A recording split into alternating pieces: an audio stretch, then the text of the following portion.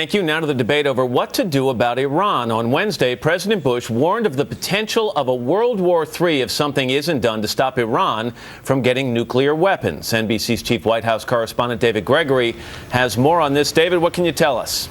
Well, hi, Matt. As you know, diplomatic efforts to force Tehran to abandon its nuclear weapons program, its nuclear program in general, has not worked. And so the president is raising the stakes. At the White House, the president warned wavering allies that Iran must be stopped before it's too late.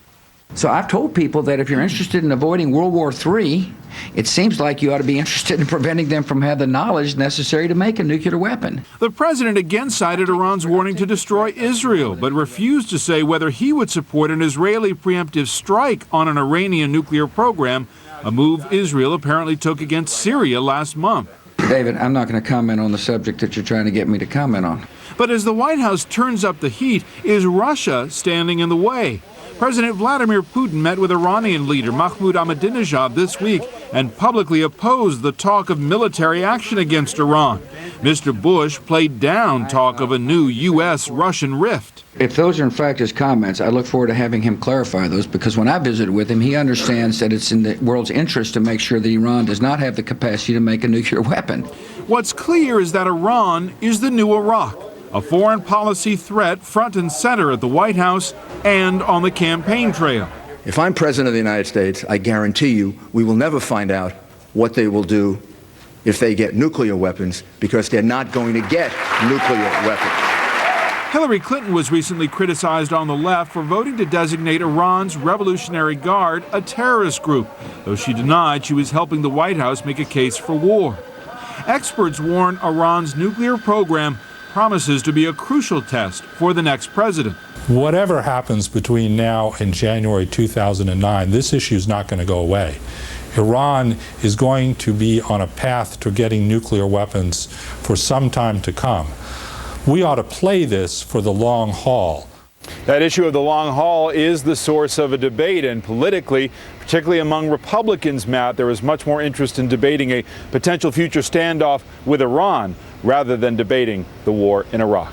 Clearly, David. David, thank you very much. He's at the White House this morning. Rachel Maddow is a host on the Air America radio network, and Michael Smerconish is a radio talk show host in Philadelphia. Good morning to both of you. Hi. Michael, let me start with you, and let's read this. Let me read this comment from the president yesterday, again, talking about Iran. So I've told people that if you're interested in avoiding World War III, it seems like you ought to be interested in preventing them from having the knowledge necessary to make a nuclear weapon. Now, I know, Michael, that you don't think the president of the United States drops a comment like that casually in a news conference. It's a calculated strategy. What's behind it? Yeah, I think it's a very deliberate effort. I mean, it's a press conference that he called together. I think that he's responding to that visual image of Putin and Ahmadinejad snuggling up to one another. And I know that the critics, and Rachel no doubt will say it's the drumbeat toward war with Iran in the same way that we went through it with this administration with Iraq. But analyze what he actually said. It's hard to argue. Ahmadinejad's a crackpot. We know what he said relative to Israel. He's dangerous. He's also delusional, denying the presence of homosexuals in his country. So who could deny that we'll be a step closer if he gets a nuclear capability? But Rachel, see, Michael's already answered for you, but let me just say, so basically is what he's saying, that if we're looking at the potential of World War III, Republicans are better able to prevent that than Democrats are. What he's saying is that World War III is worth starting if only over the issue of Iran's nuclear know-how, not even over the issue just of them having weapons. I mean, right now, probably the most anti-American country on earth is Pakistan, I would guess. Pakistan not only has a nuclear weapon, but has demonstrated that they will proliferate that technology on the black market. The idea that Iran would be cause for World War III, but Pakistan's no big worry to us, is psychotic. I guess we can sit here, Michael and Rachel, and I'll give you both a chance to answer this and debate what is causing or what's behind this strategy. But let's ask you this question, Michael. How are voters going to react to it, especially with Iraq fatigue and with skepticism over what led us to Iraq?